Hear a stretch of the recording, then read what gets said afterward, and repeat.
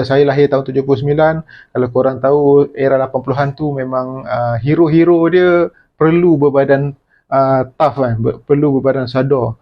So the trap is sprung. Okay guys, Assalamualaikum. Selamat datang ke Bob Perspective.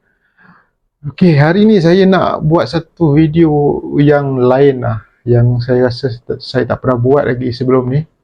Topiknya tu, selalu saya buat pasal filem, write, komik kan. Ada satu lagi benda yang saya minat sebenarnya, selain daripada benda-benda yang saya sebut tadi. Yang saya minat sejak dulu, maknanya bukan baru-baru lah, iaitu fitness, bidang fitness, bodybuilding. Tapi saya tak adalah cita-cita nak jadi bodybuilder, tapi saya memang ada satu kecenderungan untuk minat kepada fitness. Jadi hari ni saya, sebenarnya video ni pun saya tak sure pasal apa.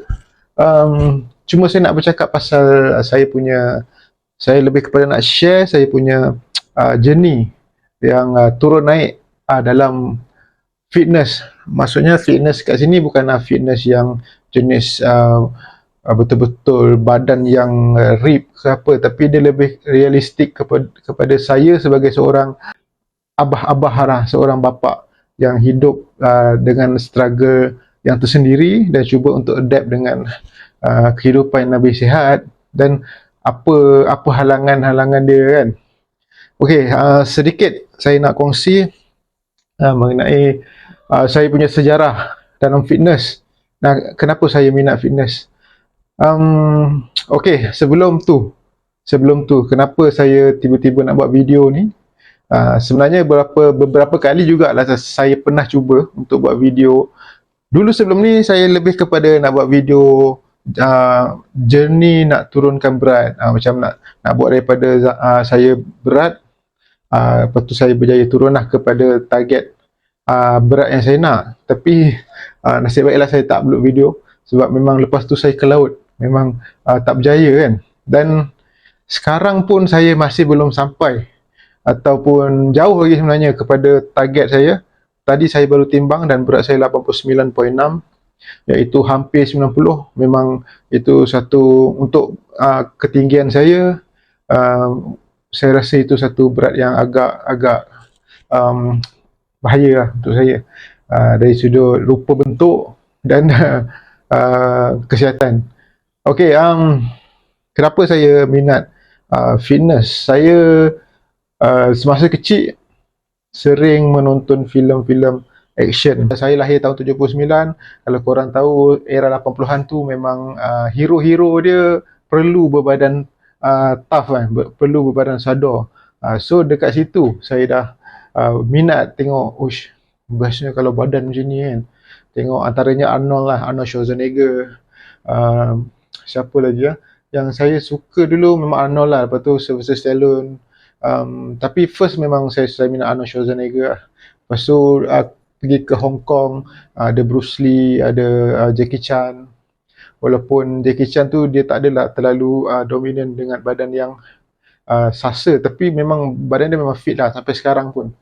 Dan itulah punca kenapa saya minat dengan bodybuilding, fitness.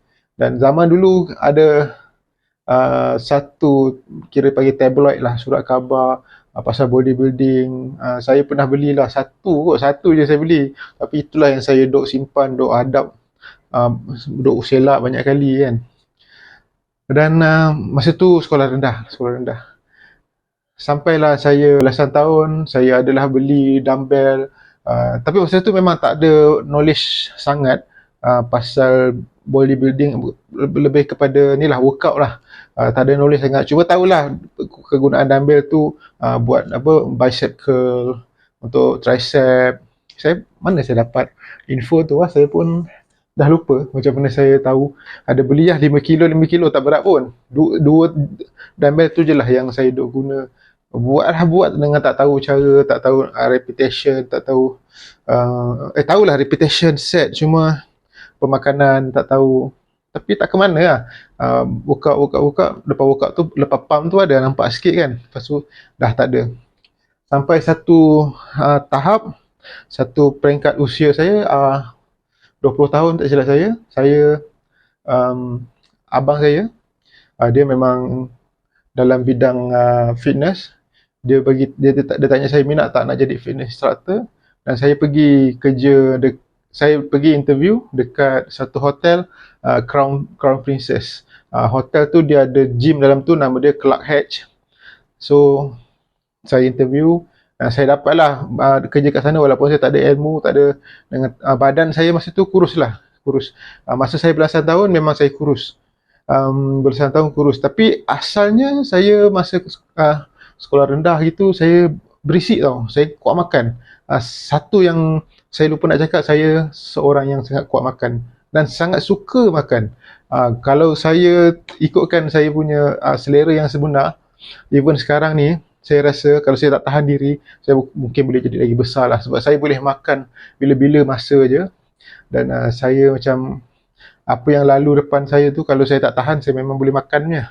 Tapi masa saya dewasa, remaja tu, saya ada satu inisiatif sendiri, nak kuruskan badan dengan cara yang saya tak pasti betul ke tidak. Cuma saya masa tu kurangkan makan nasi. Satu hari sekali saya makan nasi, lepas tu nasi tu pun saya ambil sikit sangat, suku, lepas tu ada lauk. Dan malam mungkin saya je makan roti, lepas tu mungkin minum Milo je. Memang masa tu memang kira berlapar lah. Tapi saya berjaya turun, dan berat saya masa remaja tu maintain lah 60. 60 tu saya rasa saya dah kurus sangat lah. Macam ni lah saya punya keadaan masa tu. Dan 20 tahun tu saya interview untuk Clark Hatch tu kan, fitness center tu. Dari situ saya dapat.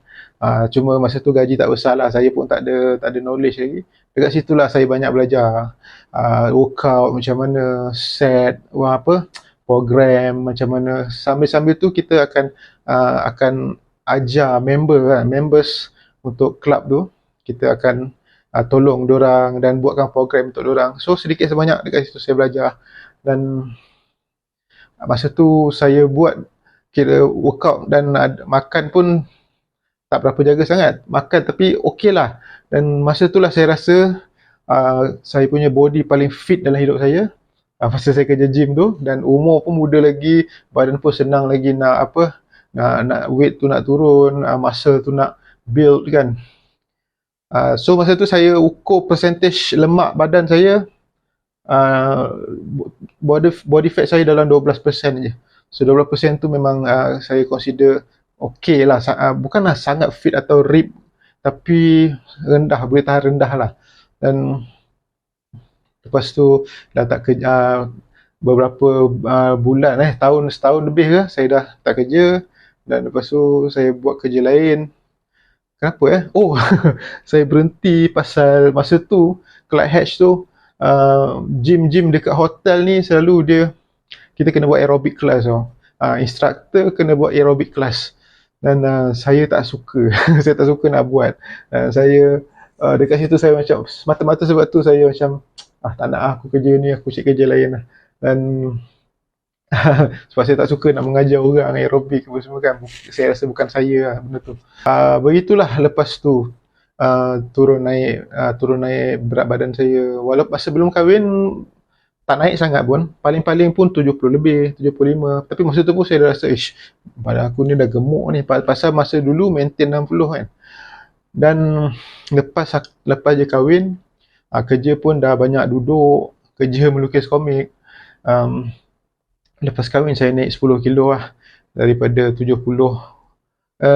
daripada 60 tadi ke 80 kot, 80 macam tu. Dan ada satu tahap tu memang body saya tak ambil hirau langsung lah, memang teruk sangat lah rupa dia. Dan macam saya pun tak tahulah dengan lepas tu saya ambil inisiatif lagi untuk pergi ke gym rakyat dekat Titiwangsa. Dan tapi dalam masa sama pemakanan saya tak jaga sangat.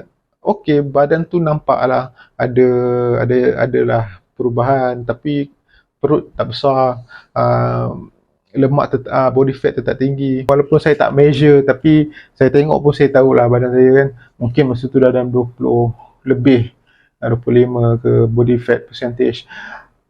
Dan lepas tu saya ke laut lagi.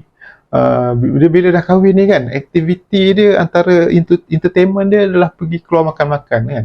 Dan keluar makan-makan tu struggle-nya adalah selalu orang rumah atau wife saya, dia memang selera dia nak makan macam-macam, tapi dia makan tak banyak.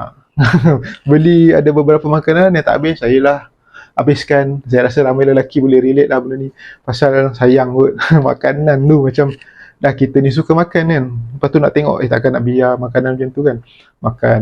Dan lepas tu anak-anak pula, bila dah ada anak-anak pun sama, kadang-kadang makanan anak-anak tak habis, saya pun habis di BKL.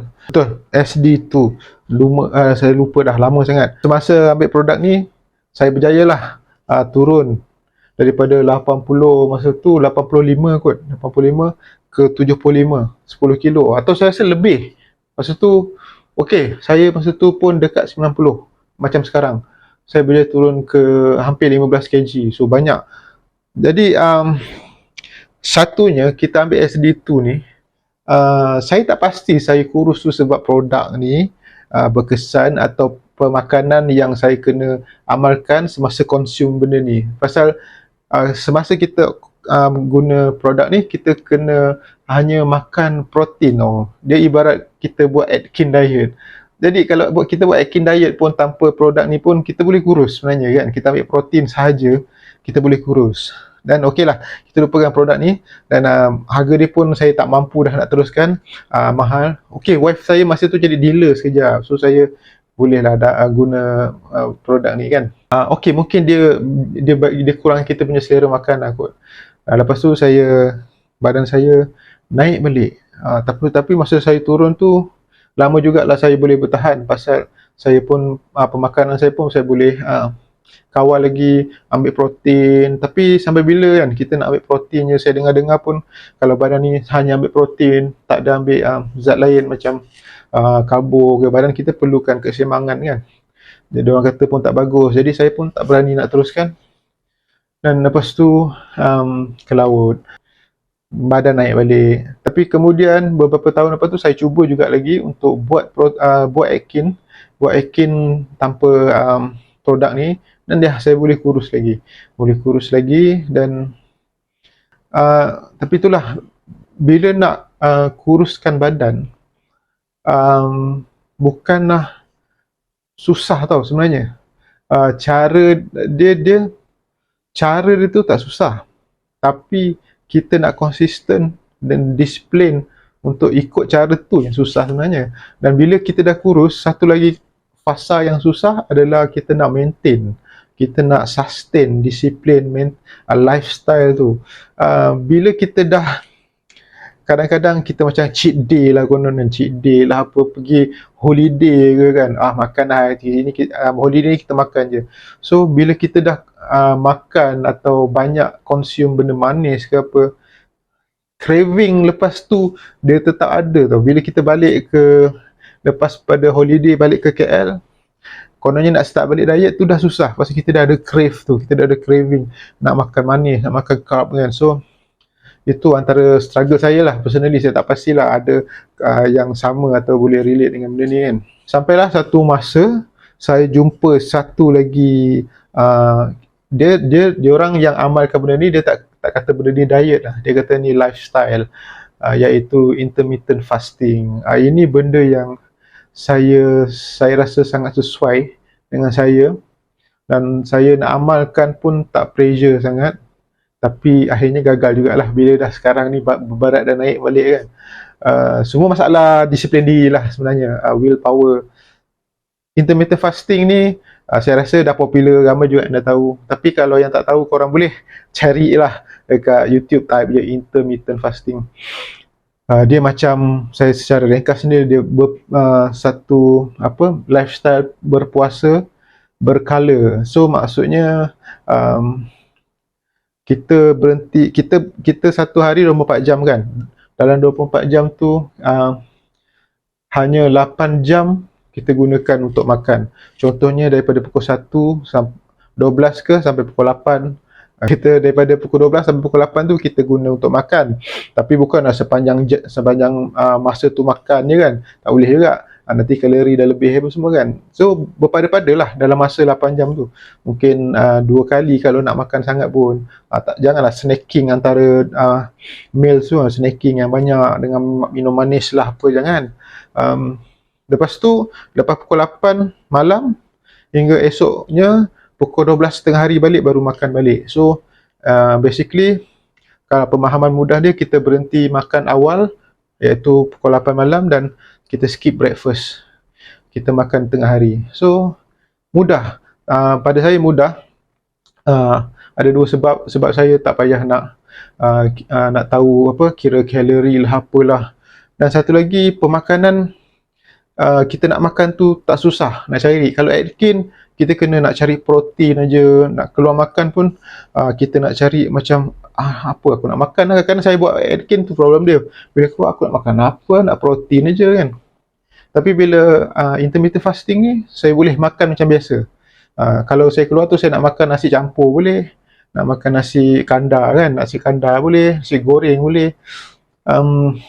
Walaupun ada yang mengamalkan intermittent fasting, dia tak saja sangatlah, dia lebih amalkan pemakanan sihat, itu lagi bagus. Tapi pada saya, ia tetap berkesan lah untuk saya lost weight.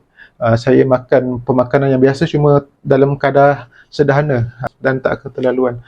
Minum manis mungkin boleh 1 cawan, tapi saya dulu pun saya tak minum sangat manis. Bila kita dah stop minum manis, kita dah tak ada rasa craving tu sebenarnya.